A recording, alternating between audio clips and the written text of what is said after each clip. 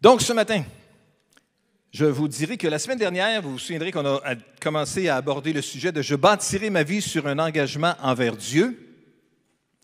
Et on a traité particulièrement de l'importance des choix dans nos vies, l'importance que nos choix ont sur notre entourage et l'importance que ces choix-là ont pour notre vie spirituelle aussi. Alors, on a déjà parlé de ça la semaine dernière. Cette semaine, j'aimerais aborder le sujet de l'importance des fondations. L'importance des fondations. Parce que dans toute construction, les fondations sont essentielles à la réalisation de l'œuvre finale. La maison n'est pas la maison si elle n'est pas d'abord assise sur des bonnes fondations, ou la maison ne restera pas une belle maison si elle n'est pas assise sur des bonnes fondations. C'est sûr que les techniques de construction ont bien changé à travers les années, à travers les siècles. On ne pose plus les fondations aujourd'hui comme on le faisait autrefois. Je peux juste vous dire que 40 ans plus tard, on ne construit plus une église de la même manière qu'on le faisait il y a 40 ans. Les exigences du code du bâtiment ont tellement changé de choses, et c'est vrai à toutes sortes d'égards. Mais il y a des choses qui demeurent quand même essentielles, c'est la question des fondations. Si on regarde bien les fondations des maisons ancestrales, on voit bien à quel point c'est différent. Parce que les fondations des maisons, puis, c'est ça, pour nos amis de France, les maisons ancestrales ici, ils ont juste 300-400 ans, là. Je sais qu'il y a d'autres pays dans le monde où est-ce que on remonte à des structures qui montent à des centaines et des centaines et des centaines d'années. Mais pour nous, les maisons ancestrales ici, les fondations sont composées de pierres qu'on appelle aussi des moellons. Dites ça, des moellons. Des moellons. Bon, bien, ce matin, vous avez appris un nouveau mot à l'église, un moellon. C'est quoi un moellon? C'est juste une pierre ordinaire qu'on met dans une fondation. Donc, des moellons qui sont empilés l'une sur l'autre, des pierres empilées une sur les autres, et puis les interstices sont remplis de mortier à base de chaux et de sable. Ces fondations-là sont souvent moins profondes que les fondations de béton, mais dans la plupart des cas, elles s'avèrent tout aussi stables. Et c'est ça la chose intéressante. Ils n'étaient pas tous épais, les gens qui construisaient avant. Ils n'étaient pas tous stupides, les gens qui ne faisaient pas les choses comme on les fait aujourd'hui. Il y avait des gens qui faisaient des bonnes réflexions et des bonnes décisions. Toujours est-il que c'est à l'entour de l'année 1900 qu'on a débuté l'usage du béton coulé pour des fondations résidentielles au Québec. Cependant, l'usage des moellons et du mortier s'est poursuivi jusqu'au début des années 1920. Sur une maison centenaire, on doit se réjouir de la présence d'une fondation en pierre et en mortier. Parce que dans les années où l'usage du béton s'est généralisé entre 1920 et 1940, le résultat n'était pas toujours heureux. Le béton s'effritait, il contenait toutes sortes d'objets, du bois, des clous, des pierres de différentes tailles, et tôt ou tard, il fallait le remplacer, ce qui était coûteux. Mais les vieilles fondations, en moellon, traversent brillamment l'épreuve du temps. Avec un minimum d'entretien et de précaution, elles n'auront jamais à être remplacées. Intéressant. Un moellon, une pierre anonyme qui n'est pas grand-chose, mais quand elle est placée convenablement par-dessus une autre, et puis il y a du mortier, puis de la chaux entre les interstices, c'est capable de résister des années et des années. Lorsque vous arrivez par la rue des Gadelles et que vous approchez de notre propriété puis que vous voyez notre mur d'enrochement, peut-être qu'il y a une petite crainte ou deux qui se disent « Ça va-tu demeurer, ça? Ça va-tu rester en place? Ça va-tu être solide, ça? » Si des moellons sont capables de rester pendant des centaines d'années avec le poids d'une résidence dessus, je pense que nos grosses pierres, qui sont des gros moellons, vont être capables de demeurer aussi. Alors, soyez rassurés, ça ne tombera pas. Bien asseoir les bâtiments sur le sol, ça a toujours été une des principales préoccupations des constructeurs québécois.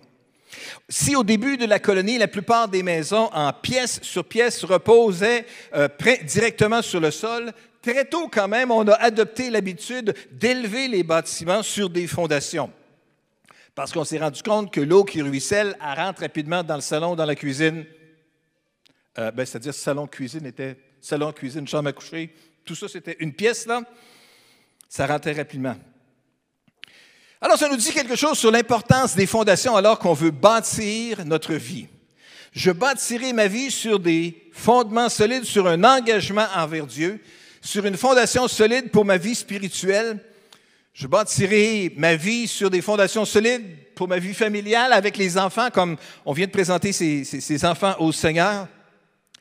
Et les parents sont remplis de bonne volonté aujourd'hui. Ça va être important dans tout l'édifice que sera la vie de ces enfants-là, que vous continuiez à vous appuyer sur l'Éternel, votre Dieu, qui va vous donner la sagesse et la grâce tout au long du chemin aussi.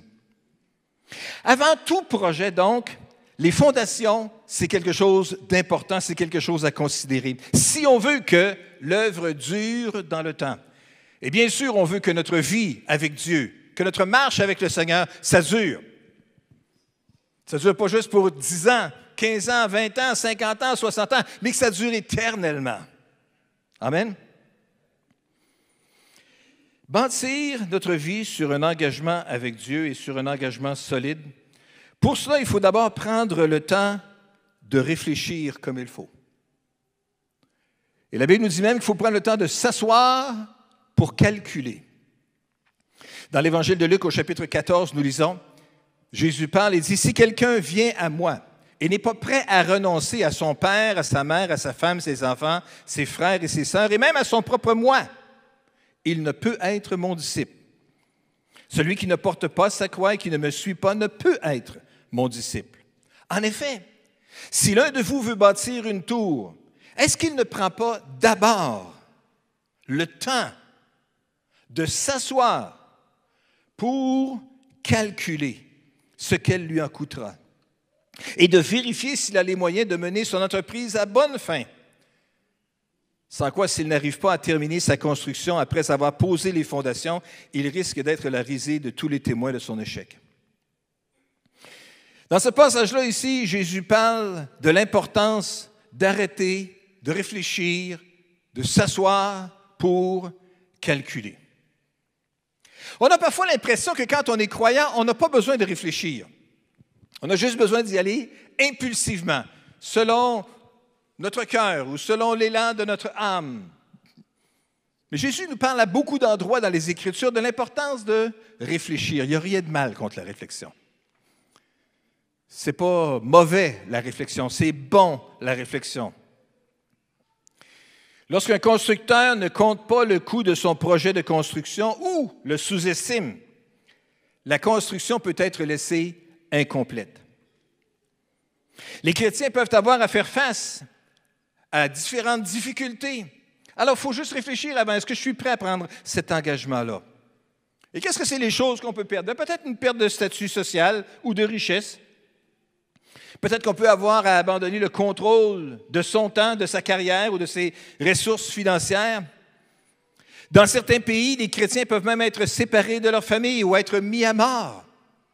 La semaine prochaine, d'ailleurs, Pasteur Dominique va nous parler justement de l'Église persécutée, nous parler de différentes situations qui peuvent se vivre et s'expérimenter dans différents pays dans le monde.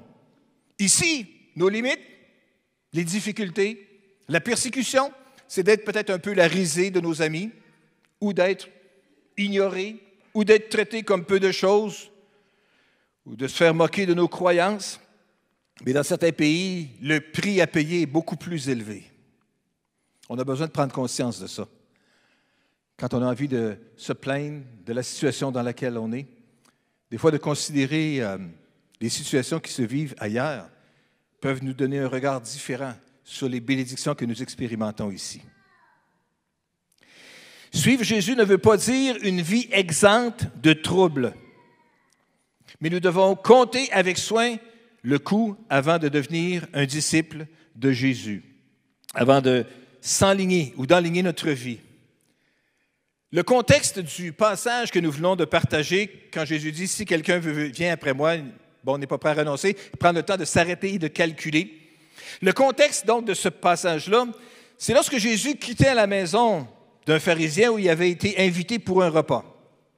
Et la Bible nous dit que, alors qu'il sortait de là, il y avait des grandes foules qui le suivaient. Mais Jésus n'était pas impressionné par leur enthousiasme. Parce qu'il savait qu'il y en avait certains qui voulaient voir des miracles. D'autres avaient entendu dire qu'il nourrissait ceux qui avaient faim. Puis il y en avait d'autres qui souhaitaient peut-être qu'il renverse l'autorité, la domination des Romains sur Israël à l'époque. Alors, pour différentes raisons, il y avait des gens qui suivaient Jésus, qui espéraient que Jésus puisse amener la délivrance d'une façon ou d'une autre, ou une bénédiction d'une façon ou d'une autre.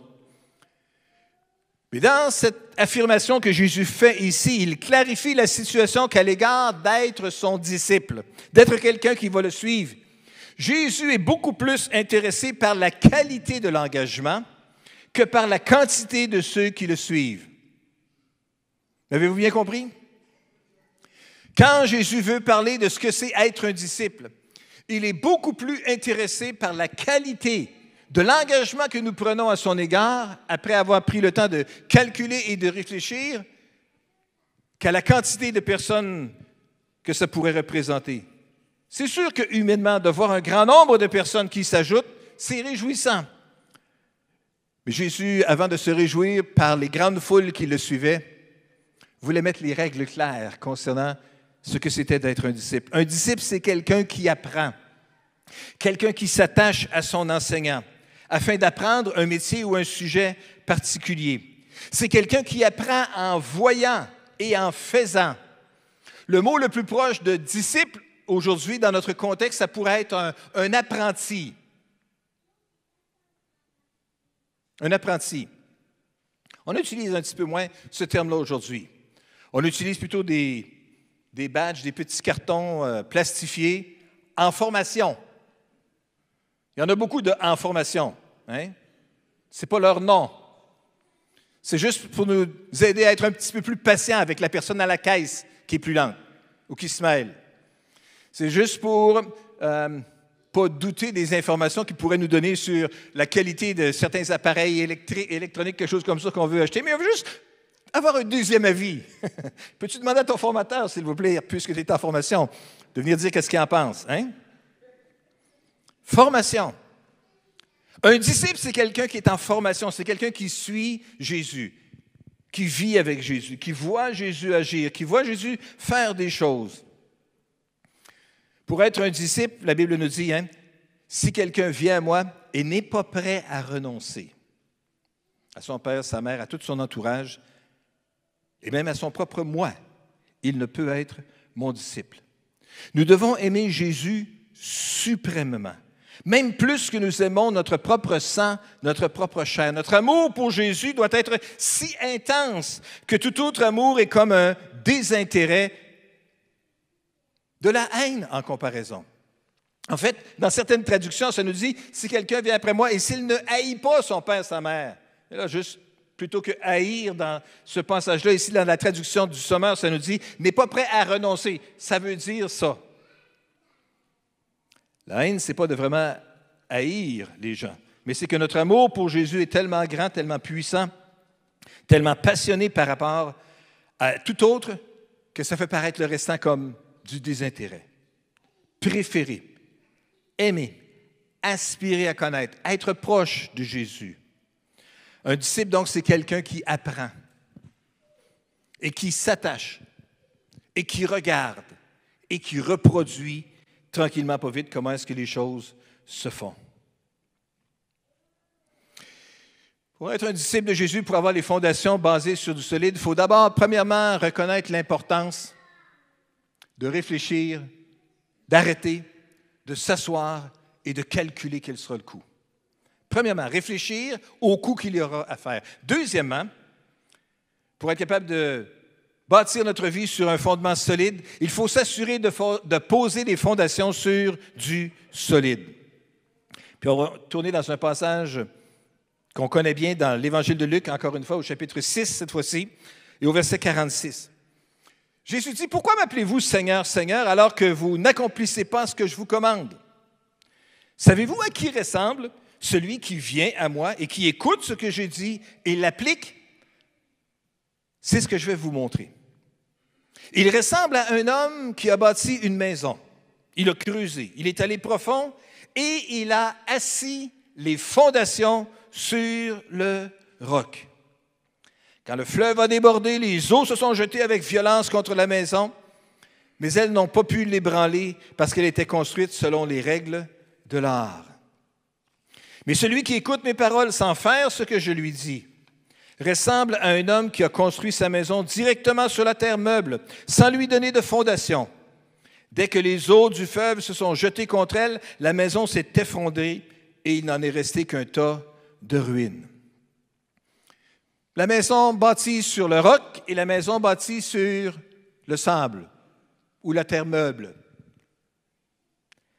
On a tous, en lisant ce passage-là, j'imagine, nous qui vivons ici au Québec, l'image de la petite maison blanche au Saguenay pendant le déluge. Hein? L'eau coulait de chaque côté, puis la petite maison est demeurée. Quelle image! Oh, bien sûr, elle a été inondée. Bien sûr, l'eau avait envahi partout l'intérieur. Mais la maison est quand même restée, puis on peut encore la visiter aujourd'hui. On en a fait un musée, je pense. Quel témoignage c'est de la résistance! Toutes les autres maisons dans le voisinage ont été portées par le courant, enlevées par le courant. La petite maison, à l'allure qu'elle a, était peut-être pas la plus glorieuse, ou la plus belle, ou la plus flamboyante dans son quartier. Je connais pas tant que ça, ce quartier-là de Chicoutimi. Mais c'était peut-être juste une petite maison ordinaire à travers plein d'autres maisons, certaines plus coquettes que d'autres. Et certaines, peut-être, on avait pris la peine de peindre la porte, et puis les fenêtres, et puis avec toutes sortes de belles couleurs assorties. Mais quand l'eau vient, quand ça coule pas à peu près, quand ça coule avec abondance, bien, tout ça peut être apporté. Puis peu importe la couleur de la porte et des fenêtres, si c'est bâti sur le solide, ça va rester. Quel témoignage vivant nous pouvons voir de cette réalité-là. Mais on se dit, pourquoi quelqu'un ne voudrait pas prendre le temps de bien poser les fondations comme il faut? Pourquoi quelqu'un voudrait-il construire la maison sans fondation? Puis je ne veux pas lancer la pierre à tous les propriétaires des autres résidences qui ont perdu leur résidence parce qu'ils avaient mal fait le travail, parce que tout le monde avait fait la même chose. Alors, bien sûr, ils avaient suivi les règles de l'art de l'époque, mais dans des circonstances exceptionnelles, ça prenait une fondation exceptionnellement attachée au roc pour que ça demeure. Et celle-là, ça l'a demeuré. Pourquoi quelqu'un voudrait-il construire une maison sans fondation? C'est quoi la motivation? Est-ce que c'est pour sauver du temps? Éviter du travail pénible? Quand on fait les fondations, ce n'est pas la période la plus glorieuse de la construction d'un édifice. Hein? C'est les gens qui font l'excavation. Alors, c'est la boue, c'est des brassages de terre, découvertes peut-être. On n'espère pas des découvertes historiques parce que là, ça veut dire que tout arrête à ce moment-là. Il faut venir les gens de la culture et tout ça. Ce n'est pas une bonne idée. On veut savoir d'où on vient, mais à un moment donné, c'est correct aussi. Hein? Heureusement, Dieu merci, on n'a pas eu besoin de faire ça ici. Notre Église partenaire, avec qui on avait un partenaire pendant plusieurs années à Toronto, à Agent Court, lorsqu'ils ont voulu agrandir leur Église, à un moment donné, ils sont arrivés justement sur la découverte de certains artefacts. Tout est arrêté pendant des années pour faire venir les gens de la culture et découvrir qu'est-ce que c'était. Puis, je ne sais pas quels étaient les détails des artefacts, mais sans aucun doute, c'est quelque chose de fort utile pour la compréhension du développement de la grande région de Toronto. Éviter un travail pénible, un travail qui n'est pas glorieux, puis tout ça. La pépine qui travaille à faire l'excavation. Ou peut-être c'est tout simplement juste pour avoir un accès plus rapide au plancher. Pas besoin d'avoir des escaliers si la maison n'est pas surélevée. Si on est sur le bord d'un océan, par exemple, on a accès directement à la plage. Si on est sur le bord de la mer Méditerranée, on est capable de rapidement se rendre sur le bord de la plage. Ça serait merveilleux. Hein? Peut-être ont-ils jamais entendu parler qu'il y avait des tempêtes violentes qui pouvaient venir contre la maison. Ou peut-être le constructeur évite-t-il d'écouter les prévisions météorologiques. Ce que je ne sais pas, ça ne me dérange pas. Mais c'est parce que des fois, ce n'est pas toujours une bonne idée de ne pas savoir. Ou peut-être, est-ce qu'on croit juste bêtement, simplement que le désastre ne peut jamais nous arriver à nous autres? Ça arrive à d'autres personnes, loin dans des pays lointains, tout ça, là. Eux autres, il arrive toutes sortes de situations, mais nous autres, là, qui s'intéresse à ce qui nous arrive? Hein? Peu importe la raison, la vérité ici, c'est que celui qui construit sans fondation ne voit pas plus loin que le bout de son nez. Il sera désappointé, il sera désolé certainement un jour ou l'autre. Et savez-vous quoi? Obéir à Dieu, c'est construire une maison sur une fondation solide qui pourra résister lorsque la tempête viendra. Parce que la tempête peut et va venir. Notre Seigneur met l'emphase ici sur l'obéissance. Ce n'est pas suffisant juste d'écouter sa parole et de l'appeler Seigneur. La vérité, c'est que nous devons obéir à ce qu'il nous demande. Parce que nous sommes tous des constructeurs de vie, de nos vies, de notre relation avec Dieu. Et nous devons nous assurer de construire avec sagesse, de la bonne manière, selon les bonnes techniques de construction que Jésus nous a enseignées. Écoutez et obéissez. Construire sur le roc, ça veut dire obéir à ce que Dieu nous demande. Construire sur le sable, c'est dire oui, oui, oui, mais de négliger d'obéir à sa volonté. Les tempêtes de la vie viennent et elles viendront. Elles sont venues. Et ça, c'est certain. La grande question, c'est comment est-ce qu'on va réagir lorsque ça arrivera. Alors Jésus dit que la fondation sur laquelle nous devons bâtir notre marche, notre vie spirituelle avec lui sur le solide, c'est choisir d'écouter sa parole et puis après ça, d'obéir à sa parole. Et parlant des instructions pour être disciple, on revient dans Luc chapitre 9, verset 23. Jésus, s'adressant à tous, dit, « Si quelqu'un veut me suivre, être mon disciple, qu'il renonce à lui-même, qu'il se charge chaque jour de sa croix et qu'il me suive. » Renoncer, se charger et avancer. Voilà quelle est la recette simple pour bâtir sur du solide. Renoncer d'abord à soi-même, se charger chaque jour de sa croix et suivre Jésus. Trop de chrétiens se contentent d'être des auditeurs qui vont accumuler une bonne quantité de connaissances, mais qui ne mettent jamais ces connaissances en pratique.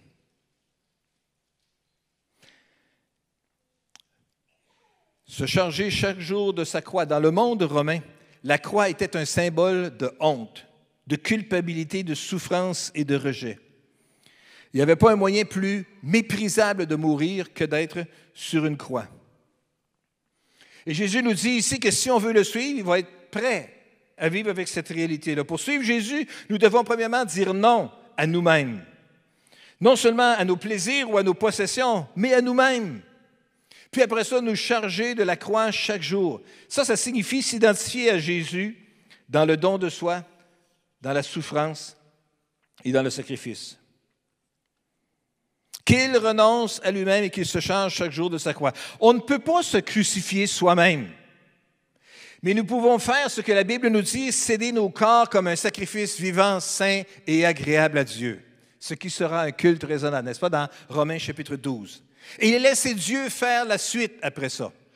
Les changements de cœur, le déracinement, toutes sortes de choses, Dieu est capable de faire ce ménage-là si seulement nous autres, on veut s'aligner à choisir de se placer sur l'autel de l'abandon et dire « Seigneur, me voici, fais le ménage que tu veux là-dedans. Fais ce que tu veux dans ma vie. » Être un disciple, ça veut donc dire de mettre de côté ses désirs égoïstes et suivre Jésus. Pour les chrétiens d'aujourd'hui, ça veut dire comprendre que nous lui appartenons et que nous vivons pour servir ses plans. On parle beaucoup ces temps-ci dans la société en général de rêver et d'avoir des rêves. Quels sont tes rêves? Et ce n'est pas essentiellement mauvais de juste être capable de réfléchir, penser. Mais pour un croyant, pour un disciple de Jésus, rêve avec Jésus à l'intérieur du rêve. Rêve à tout ce que tu veux accomplir avec Jésus présent dans le centre de tout ça. Rêve à toutes les décisions que tu veux prendre dans ta vie, à toutes les carrières dans lesquelles tu veux te lancer, avec Jésus qui est impliqué dans le milieu de tout cela. Comprendre que nous lui appartenons et comprendre que notre vie, c'est de choisir de servir ses plans. Lorsque vous réfléchissez à votre relation avec Dieu, pensez-vous d'abord à ce que vous pouvez en retirer, ce qui est considérable, ou pensez-vous plutôt à ce que vous pouvez faire pour lui? Quand je pense à ma relation avec Dieu, est-ce que je pense d'abord à tout ce que Dieu peut me donner? Et Dieu peut me donner. On a chanté comment Dieu est infiniment grand, comment son nom est glorieux, comment son nom est victorieux, comment il peut non seulement nous pardonner nos péchés, mais après ça nous garder, nous faire grandir et accomplir toutes sortes de choses extraordinaires dans nos vies. Il peut faire ça. Mais quand on pense à notre relation avec Dieu, est-ce que je pense d'abord à ce que je peux recevoir ou à qu'est-ce que je peux offrir? Si quelqu'un veut être mon disciple, dit Jésus, qu'il soit prêt à offrir, qu'il soit prêt à renoncer à lui-même, à se charger chaque jour de sa croix et à le suivre. La vérité, c'est que si nous disons que nous voulons nous charger de notre croix et de le suivre, alors Jésus veut vraiment qu'on sache exactement ce dans quoi on s'embarque. Il ne veut pas avoir de fausses attentes de notre part ou d'illusions, ni de raccourcis qu'on va vouloir prendre. Il veut nous utiliser comme des pierres pour construire, pour bâtir son Église. Des pierres, comme même des petits moellons anonymes qui ne sont pas grand-chose. Pour revenir aux fondations, les moellons, souvent les moellons, c'était des morceaux de pierre qui avaient été cassés. En fait, les gens ramassaient des pierres dans les carrières ou à différents endroits, puis les taillaient pour essayer de faire des belles devantures de maison. Les morceaux qui restaient, c'était des moellons. Alors, on mettait ça sur des fondations. Mais c'est ça qui faisait que toute la belle façade était capable de durer pendant des années. Peut-être vous vous dites, je ne suis pas une si grande pierre de façade, moi. Je n'ai pas tant de talent, je n'ai pas tant de capacité, il n'y a pas tant de grand-chose. Mais mes amis, si vous êtes un moellon fidèle, solide, qui est capable de rester à la bonne place pendant des années et permettre la solidité de la maison, vous avez un travail extraordinaire devant Dieu. Une tâche extraordinaire. Jésus voulait clarifier la situation à l'égard d'être son disciple, que c'était vraiment l'importance, c'était la qualité de l'engagement que nous prenons avec lui. Qu'il se charge chaque jour de sa croix et qu'il me suive. Dans Luc chapitre 14, verset 26, pour revenir encore à ce passage-là, puis j'aimerais juste inviter les musiciens à revenir. Jésus dit, si quelqu'un vient à moi et s'il n'est pas prêt à renoncer à tout ce qui l'entoure, il ne peut pas être mon disciple. Renoncer à son père, sa mère, sa femme, ses enfants, ses frères, ses sœurs et même à son propre moi, il ne peut être mon disciple. Il faut donc être prêt à renoncer pour être un disciple de Jésus. Être disciple, c'est une discipline quotidienne. C'est suivre Jésus un pas à la fois, un jour à la fois. Parlant de un jour à la fois, il y avait quelqu'un qui se plaignait à un moment donné concernant les routines de la vie. Vous savez, les choses qu'on est obligé de recommencer encore et encore et encore. Hier, c'était samedi. Samedi, c'est la journée de la célébration de la balayeuse, peut-être pour certains. Vous savez-vous quoi? Il faudra encore passer la balayeuse la semaine prochaine ou dans 2 semaines. Ou c'était la journée de la célébration de la cuisine. Mais savez-vous quoi? Tous les délicieux plats que vous allez faire, ils vont tous être mangés dans la semaine. Sauf si vous les avez congelés puis cachés à quelque part dans le congélateur pour qu'ils restent plus longtemps. Les travaux routiniers, les feuilles qu'on ramasse, ils ne retomberont plus, celles-là. Mais il y en a d'autres qui vont pousser le printemps prochain, puis l'automne prochain, on va être encore en train de ramasser des feuilles. Il y a des choses dans la routine. Il y avait quelqu'un qui dit, le trouble avec la vie, c'est que c'est si routinier, c'est si quotidien. Il y a quelqu'un d'autre qui a répondu à ça, puis a dit, oui, mais l'une des plus belles choses de la vie, c'est qu'on peut la prendre un jour à la fois. Juste faire le quotidien aujourd'hui. Et après ça, on le refera demain, et on le refera demain, et on le refera demain. Et pendant le temps qu'on vit à l'intérieur de ce quotidien-là, Dieu veut faire son travail dans nos cœurs pour être capable de nous former et que nous puissions devenir ce qu'il souhaite que nous puissions devenir. Est-ce qu'on peut juste prier ensemble ce matin? Seigneur, nous voulons juste te bénir aujourd'hui pour ce privilège que tu nous donnes de pouvoir nous tenir ensemble autour de toi et autour de ta parole et entendre à nouveau ces exigences que tu places devant nous concernant notre marche avec toi et concernant ce que tu souhaites pour nos vies. Les exigences que tu établis pour que nous soyons des disciples de Jésus. Renoncer à soi-même, se charger chaque jour de notre croix et avancer. Seigneur, je veux te prier maintenant que tu puisses prendre cette parole et l'appliquer à chacune de nos vies. Jésus, tu sais où nous sommes. Tu sais comment nous sommes faits. Tu sais quels sont nos talents, quels sont nos défauts. Tu connais quelles sont nos capacités, quelles sont nos limites. Mais avec la composition unique que nous avons, Seigneur, tu veux faire de nous des instruments utiles pour ton royaume. Alors je veux te prier que tu puisses nous accorder ta grâce, afin que nous puissions faire des choix qui vont t'honorer dans notre vie et que nous puissions poser un fondement solide sur l'obéissance à ta parole dans notre vie de tous les jours, à travers le quotidien, à travers le routinier, à travers l'insignifiance parfois qu'on peut penser des gestes que nous posons.